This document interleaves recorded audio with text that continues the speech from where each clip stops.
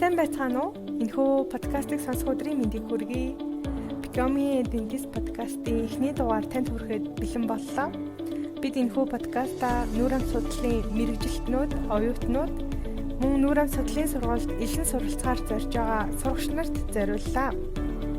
Эхний дугаарт маань инэрэлтийн шүдний эмнэлгийн гажиг цэцлийн их хэмж, төмөрхүүгийн засгийн хэмж оролцсон байгаа. Та бүхэнд Япон улсад хэрхэн шүдний их хэмж мэрэгчлэр бакалаврын зэрэг хамгаалах, мөн резидент болон докторийн зэргийг хамгаалах тухай маш сонирхолтой мэдээллүүдийг хүргэх болно. Ингээд эхний дугаараа хүлээн авна.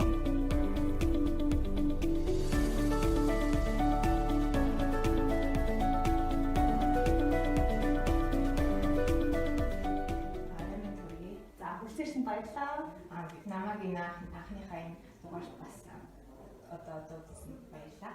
За хоёулаа ярилцлага яагаад шүдний их хэмж болох сонголтыг хийсэн бэ гэдэг талаар ярьчихлаа. Ерөнхийдөө намайг шүдний хэмж болоход манай ээжийн ажил хэмжлээсэн. Манай ээж болохоор энергийн шүдний хэмжлэг үүсгэн байгуулагч. Тэгээд хичээл халаан байгаа. Тэгээд манай ээж намайг 8 настай байхаас эхлээд ерөнхийдөө эмнэлэг нээгээд тэгээд Япон янз бүрийн одоо шүдний мэрэгжлийн хүмүүстэй хамтарч ажилладаг гэсэн байхгүй. Тэгээд бид 8 наснаас хойш бараг жил болгон тэр шүдний мэрэгжилтнүүдийн одоо үйл ажиллагаанд их өдөртөө оролцдог гэсэн. Тийм болохоор тэр хүмүүсийн одоо ажилдаа хандах хандлага мэрэгжилтэй эзэн болох тэр бүхэн надад гайхамшигтай санагдчихсэн болохоор ерөнхийдөө 10 жилээс л амрахт орё гэдэг бодлоо байгаад тэгээд ер нь амрахт ороод ер нь Япон явъя л гэж боддог. Сайн ялангуяа Япон инженероос одоо нөлөөлөл авч ирсэн болохоор тэгэл тэр бодлогоо дагуулж амрахт ороод тэгээд байсан. За та Японд 10 жил амьдарсан байгаа. Энэ хугацаанд бакалаврын зэрэг хамгаалсан, резидентэд төгссөн, за мөн докторийн зэрэг хамгаалсан байгаа тийм. За энэ тухай хүмүүст сонсогчдод зөвсөж болох. Би ерөнхийдөө 2000 онд Монголын армид орж исэн. Тэгээд 2 дугаар курсын хагас хүртлээр ерөнхийдөө энэ сурч байгаа. Тэгээд 2003 оноос эхлээд Японд руу яг суралцаар явж исэн. Тэгээд миний үед болохоор 10 жил ерөнхий боловсролын сургууль чинь 10 жил биш 12 жил биш 10 жил хийсэн байхгүй. Тэгэхээр би 10 жилийн төгсөөд Японд очиж ирэхэд миний нас болон суралцсан жил хүрсэн. Тэгээд тэрийг мөхөхийн тулд заашгүй Монгол 2 жил сурах хэрэгтэй байсан. Тэгээд мэдээж суурь шинжилгээ ухааны хичээлүүдэд бас их хэл дээр үзсэн байсан дээр гэсэн бодол байсан. Тэгээд тэр үед би яг Моншок Японы засгийн газрын сэтгэл хөдлөлт хамрагдахыг амар их хүсчихсэн байхгүй. Бараг их сургуульд орсон жил одоо тэр үед чинь зөвхөн 1-2 дахь курсынхан маань ерөнхийдөө шалгалт өгөх хэрэгтэйсэн. Тэгээд би тэр шалгалт нь ерөнхийдөө бэлдээл тэгээд ерөнхийдөө 2 жил дараалаад тэнцээ байхгүй. Тэгээд эцсийн байдлаар ерөнхийдөө хувийн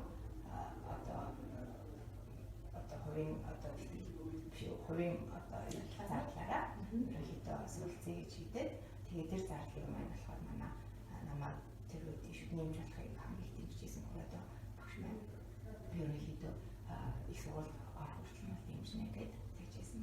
Тэгээд би 2003 оны 3 сард Япон анх явсан. Тэгээд тэндээ болохоор яалч ч юм яг хагас жилийн нас миний яг би яг 18 наснаас дээш үжиж Японы их сургууль шалгалт өгөх хэрэгтэй болсон байсан байхгүй. Тийм болохоор би сургуульд яаж тах болохоор 7 наснаас орсон. Тэгээд ерөнхийдөө нэг ангиас алгасан байсан болохоор бас миний нас хүрэхгүйсэн болохоор Японы сургуульд суралцах шаардлагатай байсан. Тэгээд би тэндээ 2003 оны 4 сараас Японы хэлний бэлтгэл нэг жил сураад тэгээд 2004 оноос эхлээд ерөнхийдөө их сургуульд орсон. Тэгээд миний хувьд болохоор хувийн зарлаар сурч ирсэн болохоор ерөнхийдөө тухайн үедээ бүх шалгалтыг болохоор ерөнхийдөө өөрийн зүгээс бэлдээд шалгалт өгөх шаардлагатай байсан. Тэгээд би өөрийнхөө их сургууль бэлтгэхийн тулд ямар шалгалтанд одоо бэлдчихсэн бэ гэхээр тухайн үед болохоор одоо ч гэсэн байгальтай Японы EGU гэх тийм шалгалт өгдөг. Тэр нь болохоор Япон хэл дээр 400 онооны шалгалт, математик нь 200 онооных. Тэгээд хийм. Тэгээд ерөнхийдөө нийтдээ 808 шалгалт үзсэн байхгүй. Энэ нь болохоор тухайн үед Японд болохоор Японы ахлах сургууль төгсөн хүмүүс болохоор Central exam гэдэг нь байхгүй. Тэр нь болохоор 1000 оны шалгалт өгдөг.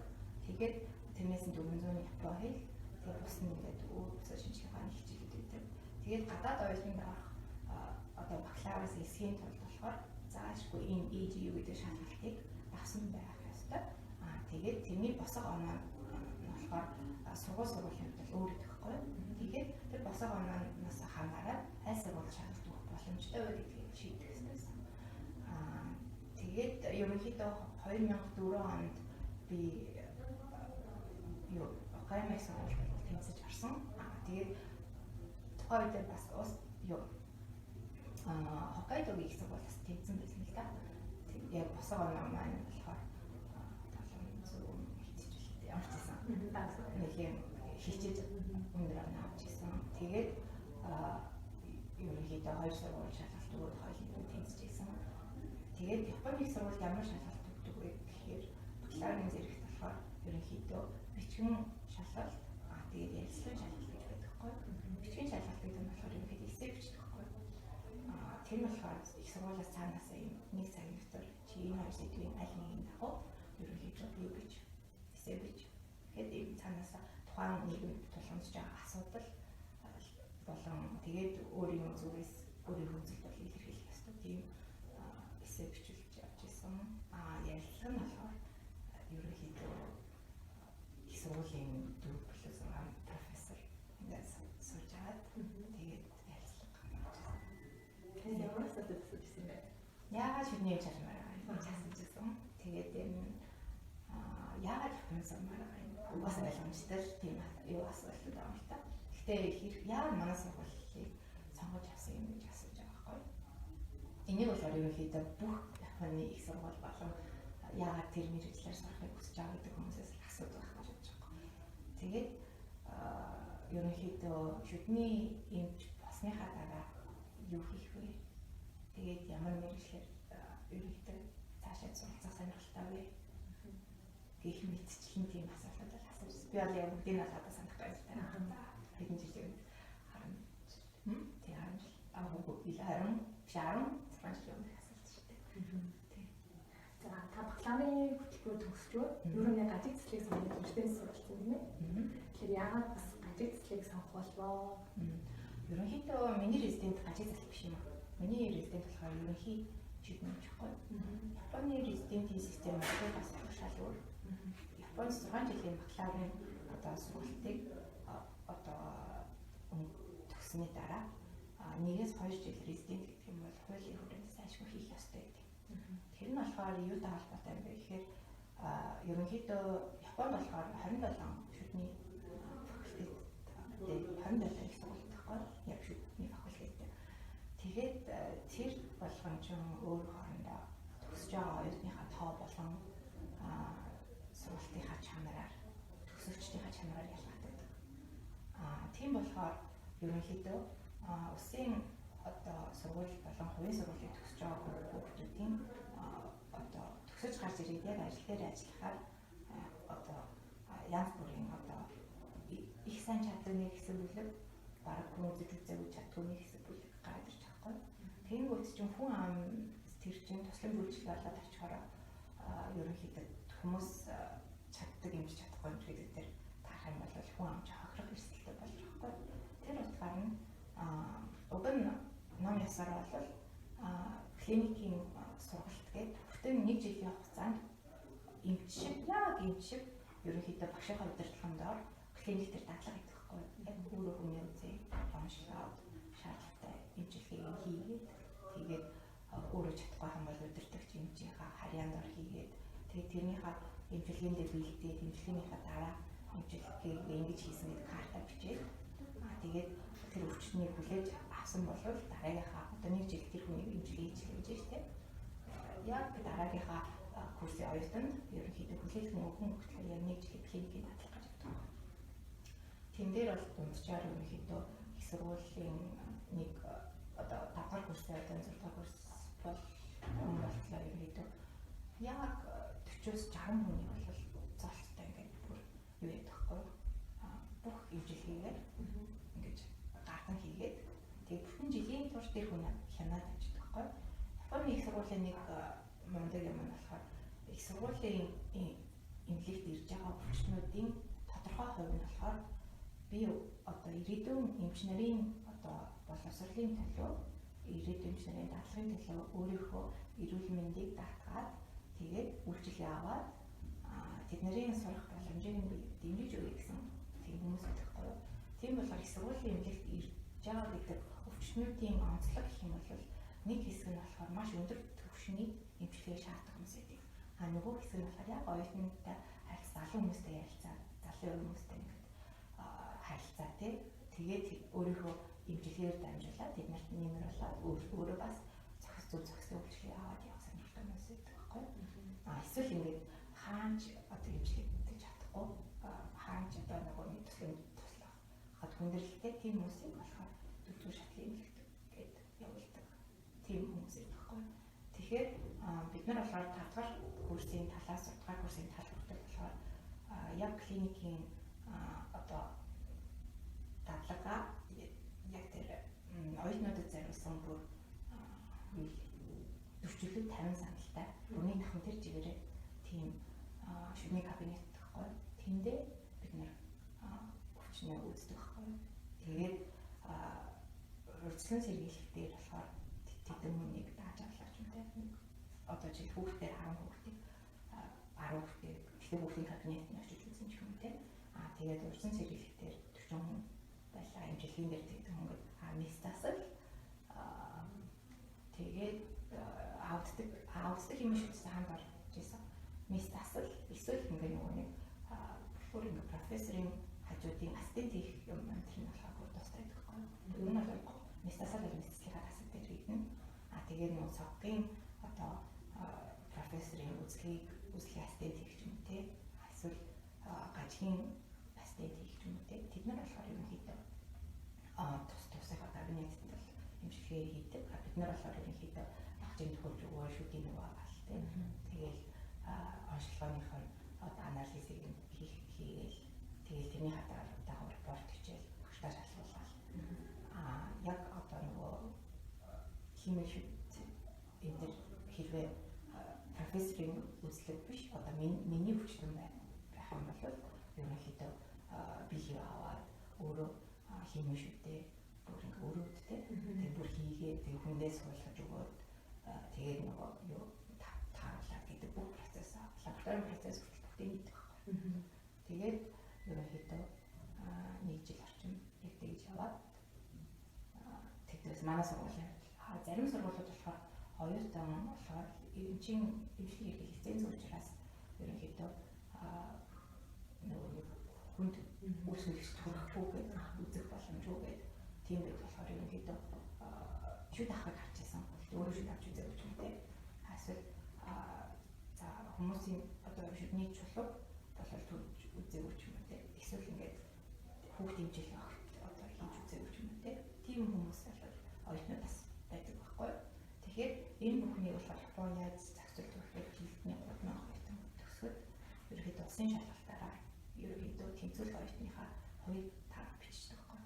Энэ жил болохоор 3000 оюутны ерөнхийдөө 60% тэнцвэрлэн ч юм уу те 70% тэнцвэрлэн.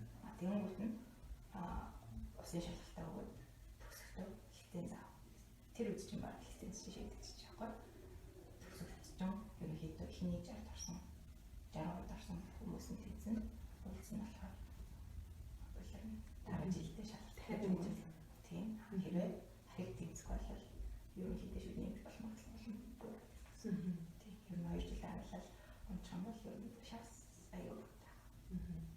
Тэгээд таны ер нь нэг жилийн дадлага хийсний дүнд ажил төслийг сонгосон гэж байна. Биш яг өөр юм байна тийм ерөнхийдөө резидентийн сургалт нь болохоор хуулиараа заагаад өгсөн клиникийн сургалтыг болохоор ерөнхийдөө зарим сургалт сайн хийж чадахгүй байдаг учраас заашгүй 1-2 жилийн хугацаанд дахиад резидентийн сургалт суух ёстой гэж үздэг байхгүй. Тэр үед болохоор Монголоос ялгаатай юм болохоор юу өгдөг? Салхи өгдөг.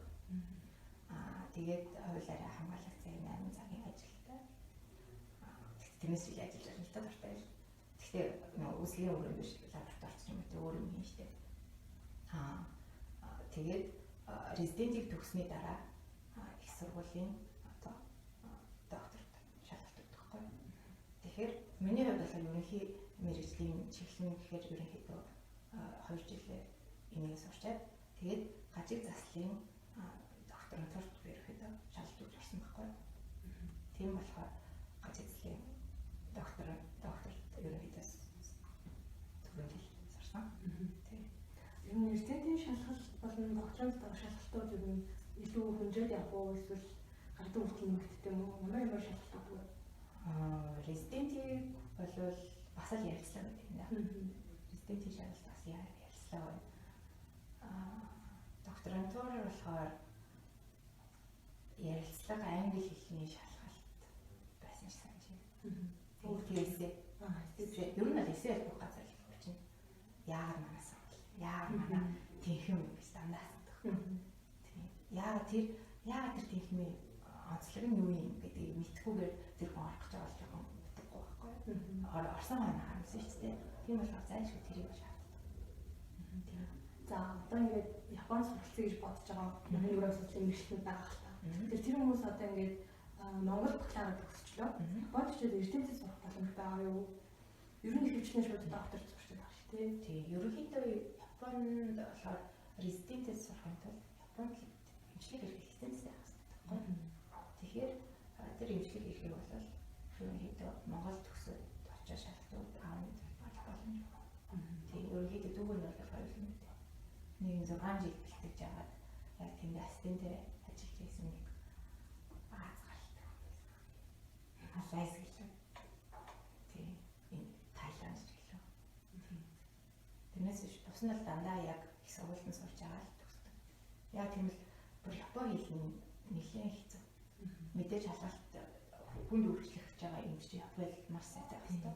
Тэг мэргэжлийн Японд байх хэрэгтэй. Тэгээд хугацааны хувьд 3 өдөр дараалж 3 өдөржингөө шалгалт өгдөхгүй. Тэгээд тийм болохоор ерөнхийдөө Монголоос шууд тэнд очиж резиденц шалгалт өгөх боломж өгдөг. Гэхдээ ямар ч доктор бас боломжтой. Доктор бол чөлөөт боломжтой. Судлаачаар бас боломжтой. Сурч ирдээс судлаач ажил гэж судлаач оюутан гэдэг позишн бас байж болно. Тийм. Ерөнхийдөө Монголоос юм бол явж байгаа ихлээр судлаач оюутнаар очоод техниктэй танилцаад техник дээрээ таарах буюу ямар судалгааны ажил хийх үү, сонирхолтой энэ миний явах чиглэл мөн үү биш үү гэдгээ мэдчихээ. Тэгээд угаасаа нэг жил маас ч сурдаг байхгүй судлаачаар жилийн хүрээнд бол нэг жил хаасан. Тэгээд тэгээд дөрөв хүмүүс өөрсдөө хөгжүүлэх хэрэгтэй шүү дээ. Тэгээд таны хувьд ажлынхаа хажуугаар яаж хувийн хөгжилтэй анхаарч юм тэр талаас болохгүй. Би ерөнхийдөө машинда явж байхдаа ганцаар явж байхдаа нэр подкаст хийх сонсдог. Тэгээд монголчин төвжирэл аяа удаан шийддэг. Тийм болохоор цагийн нөхцөх ганцаар хонолох утсан дээр подкаст юм хөгжин тавиал тэгэл машин бариад явахаас өөр аргагүй. Яг мэргэжил талаас гэх юм бол ерөнхийдөө сүүлийн ийм одоо сургалт семинарууд тийм ковидос болоод маш их онлайн гэсэн шүү дээ. Тэр болохоор бид нарт л амар ашигтай гэж байгаа юм л да тийм. Одоо ашиггүй ингээл маш их зарлага гаргах шаардлага байхгүй. Одоо ямар санда амар нэр хүндтэй үнэтэй хорлууд чинь одоо онлайнаар засагдаад тэгээд тэрийг 7 хоног ч юм уу тийм сарын турш дахин үзэх боломжтой байна. Тэгэхээр амар мундаг хүний лекцийг нэг удаа сонсоод толгойд оруулаад ойлгоод авах гэж бас хэцүү байхгүй. Тэр тусмаас хэл гадаад хэл дээр хэдийгээр хөвөлтэй байсан ч гэсэн мэргэжлийн юм бол мэргэжлийн юм ч гэсэн тэрийг чинь ойлгоод өнгөрөх нэг өөр тэгээд яг тэрийг яг нарийн юм нэг юу юм бэ гэдээ эргээд харах боломжтой гэж байна. Онлайн байхгүй тийм үү? Тэр бол одоо юу гэдэг айгүй сайхан боломж гэж харж байна. Та ямар подкаст би ланлаг подкастаас надад тийм зам гэдэг болохоор тийм таамаглал сонсдог. Та сүүлд ямар хуралчлалганд онлайнаар оролцсон бэ? Одоо 10 сард ч одоо яг Японы имплантын албаны хурал болох гэж байгаа. Тэгээд Японы ажлын албаны хурал бас 10 сар бол 11 сар болох гэж байгаа. Одоо тэнд бүрдүүлэх гэж байгаа. Тэгээд ерөнхийдөө өөр одоо миний хэд хэдэн мэдээлэл авдаг тийм сайтууд байхгүй. Тэнийг өвчлөхээр одоо тийм цаг тийм сэдвийн дагуу борлууллаа ч юм уу тийм. Тэгээд Намайг жишээ нь ямар сайт вэ? шүл цаг талаа юм зөв.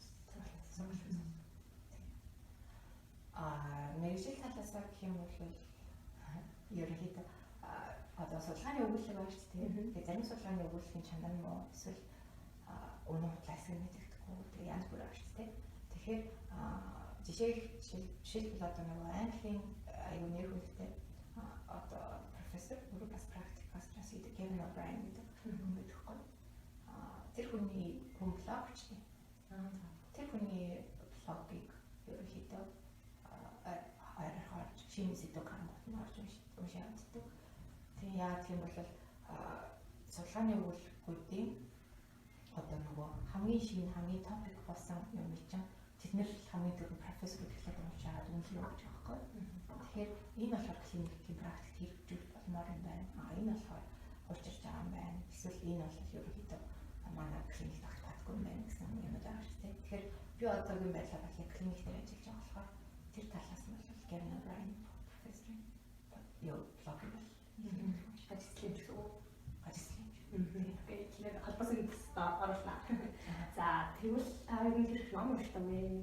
Номны хувьд сүүлийн Монгол ирснээс хойш юу хоолтой болсон ном их судал уншиж байгаа юм бол манай миний багш хэлсэн байхгүй шүдийг өдөржингөө бодоод явдаг хүн байдгүй маа. Чи ч гэсэн ерөнхийдөө шүдний тухай өдөржингөө энэ ч байсан ч гэсэн хийж боддог.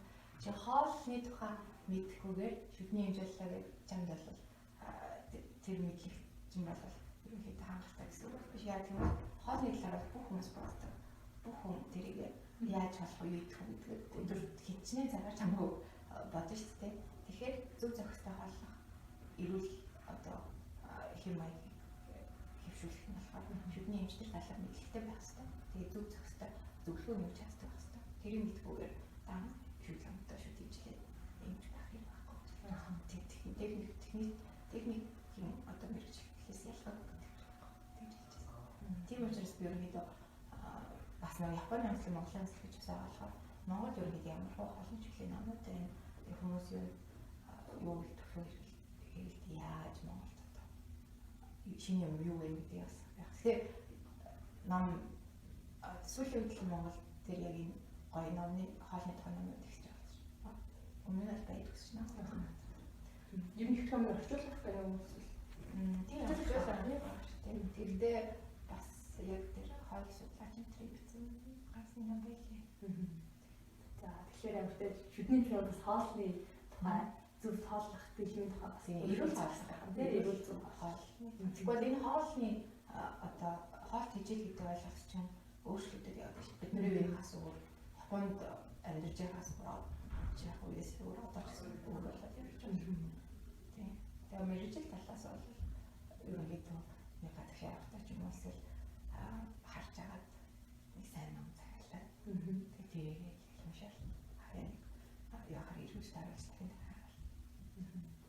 За Япон багш гэсэн таны одоо Япон багш нараас сурсан хамгийн тийм одоо бусдад хэлбэр санагдсан тийм зөвлөгөө сургамж юу байсан бэ тэр тухайгаа ярихгүй юу?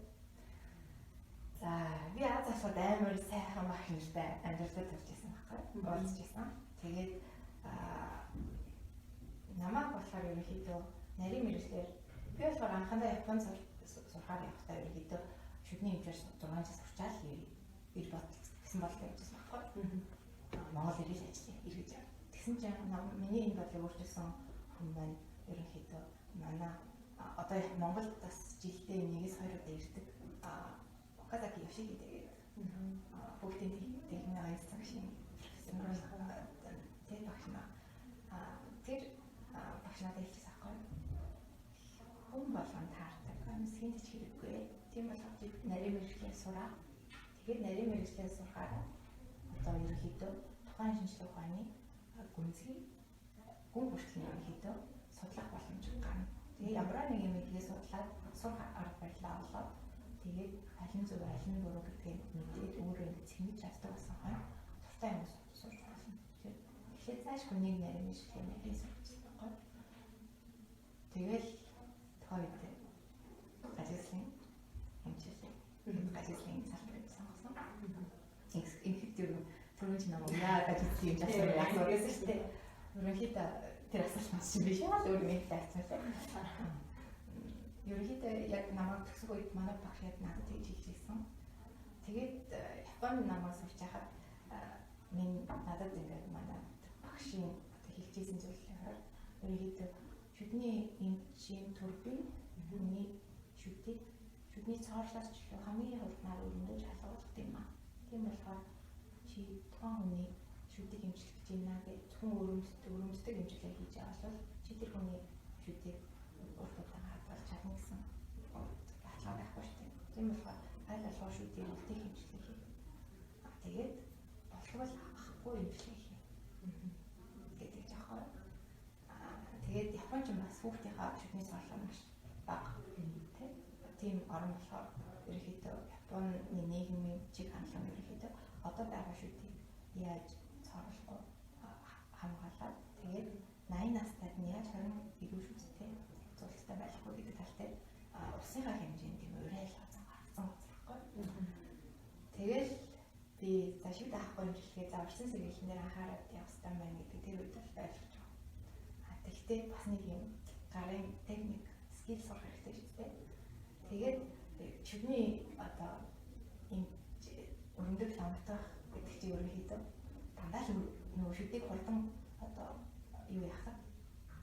Нөгөө эдийн гэмтээгээд байгаа хэсэг бас бидний байгаа шүү дээ. Яг ерөнхийдөө ламтах зам одоо минимум интервеншн гэх одоо айлхаар бага үнэт айлхаар тэглэж гисэн ерөнхийдөө би ерөнхийдөө ямар ч юм багшийнхаа яг тэр философийн дагуу ерөөсөө шүдийг өрнөмөр гэсэн баггүй. Тэгээд хичнээн сайхан хэмжүүлгийсэн 5 жилийн дараа 10 жилийн дараа ахаал асуудал гараад хүрээд ирэх юм бол би тэр дахиад гонхтас санаатай шүү дээ. Яа. Амар хэцүү тэгээд хичнээн хичээсэн гэхлээр хичтэйгээл тийм. Тийм үуч чам. Юу шүдийг өрнөдөхгүй ганцхан салбар нь урьдчилан сэргийлэх. Тэгээд юу яах вэ? Гажигслах. Тэгээд ерөнхийдөө за шүтэнд альваа бол хичнээн одоо ирүү шүд байгаа ямар хэрэг байх вэ? Тийм болохоор ирүү шүдтэй тэгшин шүдтэй тийм хүнийг одоо үүсгэх одоо бий болохын төлөө би ажил мэргэжлээ. Өөрөө одоо амьдрал зориулах хэрэгтэй байна гэж бодсон байна. Тэгэхээр сүүлийн хэсгийг танд үлдээ та сонсогчдод болон өнөр ам судлалын мэргэжилтнүүдэд юу ч хандаж хэлмээр байна вэ? Ерөнхийдөө за намайг анх резиденцд орж яхад бас нэг профессор ингэж хэлжсэн байхгүй. Ерөнхийдөө та нар одоо ингэ резиденцд ороод одоо эмч болчлоо. Тэгээд ямар эмч болох вэ гэдэг та нар хүн болоо өөрөөсөө юу байх одоо бодож байгаа юм төсөөлт байх. Гэхдээ одоо миний зүгээс та нар захих юм. Тэгэхээр би одоо дөнгөж 30 доллар болохоор нэг тийм хүн захиад байх юм байхгүй. Гэсэн би багшийнхаа яг хэлсэн нэг дамжуулыг үзэж байна л да. Тэгэхээр 20-аас 30 нас ерөнхийдөө шүдний эдийн сургуулийг төгсөж бид нэрт 24 хүртэл харцтай. Тийм. Тэгэхээр 20-аас 30 нас хүртлээр та өөрсдөө ерөнхийдөө энэ мэргэжлийг одоо гартаа оруулаад бүх мэдээлэл технологиг ашиглаад одоо олж байгаа бүх орлого цалингаа зөвхөн өөрийнхөө боловсрол сургууль сургалтын зарцуулаа. Тэгээд 30 наснаас 40 насны хооронд тэр сурсан мэдсэн юм аа та бүхний урд байгаа үйлчлэгч болон хүчтэндөө хамгийн дээд хэмжээнд өөрийнхөө чадах хамгийн дээд хэмжээнд хамгийн бест дэмжлэгийн төлөвлөгөөг зарцуулаа. Тэгэхээр тэр одоо сурсан мэдсэний яг чөлөөтэй хийж байгаа. 40-оос 50 насны хооронд болохоор хийсэн имчилгээнийхээ үр дүнг та нар харнаа. Тэгээд тэндээс та нар алдаа оноогоо олж харнаа.